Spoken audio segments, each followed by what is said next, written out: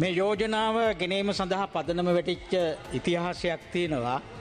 හේසා විතානගේ මන්ත්‍රතුමා කියනවා ජන සමාජය තුළ කතිකාවක් ඇති වී තිබෙන හේයින් කියලා. ගරු නියෝජ්‍ය කතානායකතුමනි, මේ කතිකාව නිකන් ඇති උනේ නෑ. ඒ කතිකාව ඇතිවීම සඳහා අපි අපේ පැත්තෙන් කරන්න ඕන මේ මහජන නියුතින් හැටියට කරන්න ඕන කාර්යභාරය කරා. අපි ඇත්තටම කිව්වොත් එහෙම මේ යෝජනාව කියලා කියන්නේ අපි මේ දේශපාලනයට කඩා පාත්වල කළ හදියක් මේ වෙලා තියෙන්නේ. ඒ නිසා තමයි හේසවිතානගේ ගරු මන්ත්‍රීතුමාට එතුමාටම සිද්ධ වෙලා තියෙන්නේ මේ. ගරු කතානායකතුමනි, මට මම 1997 අර පළාත් පාලන මැතිවරණයේ ජනතා විමුක්ති පෙරමුණ 101ක් තීරපත් වෙච්ච එක්කෙනෙක් තමයි මම කැස්බෑ ප්‍රාදේශ සභාවට. මේක මට කරපු කැත වැඩක්, හැබැයි රස රහසක් ගරු නියෝජ්‍ය කතානායකතුමනි. මේ කතාව එලි දැක්වෙන්නේ ගියගමන පාර්ලිමේන්තු මැතිවරණයේදී මට ගෙදරකට ආරාධනා කරා කාර්යාලයක් විවෘත කරන්න. මම ගෙදරට ගියාට පස්සේ ඒ ගෙදර අයිතිකරුවා මගේ ළඟට ඇවිල්ලා කිව්වා, සහෝදරයට මම මතකද? මං පොඩි මතකයක් තියෙනවා. බැලින්නම් මම ප්‍රාදේශ සභාවට ගිය දවසේ එදා කාර්යාලය කාර්ය සහායක හැටියට ඉඳලා තින්නේ ඔහු. මට මේක කියන්න ඕන ඔබතුමාට, මම ලොකු වැරද්දක් කරපු මිනිහෙක් ඔබතුමාට. මම මොකද්ද? ඔබතුමාට මතකද කැස්බෑ ප්‍රාදේශ සභාවට ඔබතුමා කලින්ම ආපු දවසේ? මං කෝ එදා ඔයා තමයි අන්න එතකොට මම කිව්වා ඔයා නේද හිටියේ කාර්යාලය කාර්ය සහායක? ඔව්. ඔබතුමාට මතකද 25 දෙනෙක් මන්ත්‍රීවරු හිටියා. ඒ 25න් 24කටම වතුර වීදුරුවක් තිබ්බ. මම ඔබතුමාට වතුර වීදුරුවක් තිබ්බේ නැහැ කිව්වා. මන්ත්‍රීවරුන් ඉන්න මේසේ ගරු නියෝජ්‍ය කතානායකතුමනි, මන්ත්‍රීවරුන්ට වතුර වීදුරුව තියෙනවා. මට වතුර වීදුරුවක් තිබ්බේ නැහැ. හැබැයි මට ඔක මතක නැහැ. මොකද මම අලුතෙන් යන්නේ ප්‍රාදේශ සභාවට. මම ආධුනිකයෙක් හැටියට යන්නේ. කවදාකවත් අපි මේ ආයතන කටයුතු කරලා නැති කෙනෙක් හැටියට යන්නේ. තනියෙන් යන්නේ.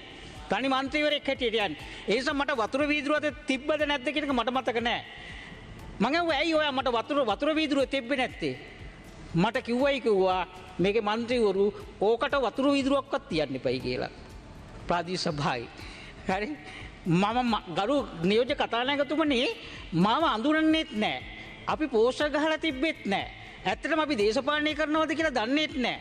එදායින් පස්සේ තමයි දන්නේ මම දේශපාලනයක් කරන මිනිහෙක් කියලා. හැබැයි ඇයි මට මේ වතුර වීදුරුව තිබ්බේ නැත්තේ?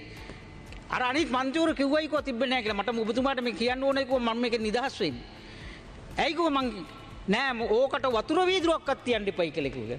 ගරු මේකෙන් තේරුම් ගන්න නියෝජ්‍ය කතානායකතුමනි, මේ දේශපාලනට අපි කඩාවදිනවට කොයිතරම් බයක් මේ සම්පදාගේ දේශපාලන පක්ෂවල තිබ්බද කියලා. එහෙම නිසා තමයි එදා මට ඒ වැඩේ අර කාර්යාලය කාර්ය සහායක ලැබුවා කරේ. ඉතින් ගරු නියෝජ්‍ය කතානායකතුමනි, මේ තියෙන වරප්‍රසාද කපාදුට වඩා අපි එදා ඉඳන් කරේ වැඩිපුර ගන්න වරප්‍රසාද කපන්න. ඒ කියන්නේ අනීතිකව ගන්න වරප්‍රසාද. දැන් පළාත් පාලන මැතිවරණේ තිබ්බා. දැන් කොළඹ මහනගර සභාවේ මන්ත්‍රීවරු පත් වෙලා තිනවා. ගරු නියෝජ්‍ය කතානායකතුමනි, අනපනත් වල නැහැ. විපක්ෂ නායක කෙනෙක් නැහැ. හැබැයි විපක්ෂ නායකයෙක් තියාගෙන අනීතිකව වරප්‍රසාද භුක්ති විඳලා තිනවා. මේක තියෙන වරප්‍රසාද කපනවට වඩා ගරු නියෝජ්‍ය කතානායකතුමනි, අනීතිකව භුක්ති විඳින නගර සභාවේ ප්‍රාදේශ සභාවේ සිට පාර්ලිමේන්තුව දක්වා අනීතිකව භුක්ති විඳින වරප්‍රසාද වෙනුවෙන් අපි හඬ නැගුවේ. ඒ කතිකාව අපි ගොඩ නැගුවේ. ඒක අද පරිවර්තනය වෙලා තියෙනවා. තියෙන වරප්‍රසාදත් විපක්ෂයේ නියෝජනය කරන ඒ වරප්‍රසාද ඇතුලේ ජීවත් වෙච්ච මන්ත්‍රීවරයෙක්ම ඒ වරප්‍රසාද එපයි කියලා යෝජනාවක් ගෙන තරමට අපි කොයිතරම් ප්‍රබල වෙලා තියෙනවද නියෝජ්‍ය කතානායකතුමනි මේ දේශපාලනය ඇතුලේ. ඒක තමයි මට පෙන්වන්න ඕනි. ඒ වගේම ඓතිහාසික සරදමක්. ඒ වගේම තමයි ගරු නියෝජ්‍ය කතානායකතුමනි, පළාත් සභා, මම පළාත් සභාවේ හිටපු මන්ත්‍රීවරයෙක්. පළාත් සභාවල අනීතිකව ජනතාවගේ මුදල් කාබාසිනියා කරපු ඒ වරප්‍රසාද භුක්ති විඳින අනීතික තනතුරු දාරගෙන හිටියා. ගරු නියෝජ්‍ය කතානායකතුමනි, පළාත් සභාවක ඒ ව්‍යවස්ථාවෙන්ම තියෙනවා 13 ව්‍යවස්ථා සම්තුලනේ ඇමතිකම් 5 විතරයි තියෙන්නේ. ඊට අමතරව සභාපති තිනවා, නියෝජ්‍ය සභාපති තිනවා. නමුත් මේ හැම පළාත් සභාවකම අනීතිකව භුක්ති විඳලා තිනවා ජනතාවගේ සල්ලි වලින් වරප්‍රසාද. Lakshman Ipunarachi, your time is up. ආණ්ඩු පක්ෂ සංවිධායක, විපක්ෂ නායක, සභානායක ඔය මුකුත් නෑ ඒක පාර්ලිමේන්තුව විතරයි ගරු නියෝජ්‍ය කතානායකතුමනි. මේ විදියට අනීතිකව භුක්ති විඳපු ඒ සියලු වරප්‍රසාද එරෙහිව තමයි අපි අපේ කතිකාව ගොඩනගලා තිබ්බේ.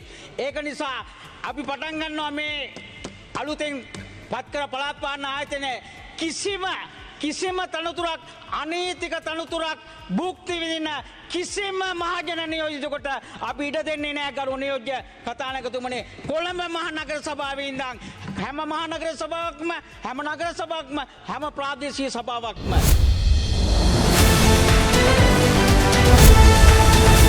A5 News Sri Lanka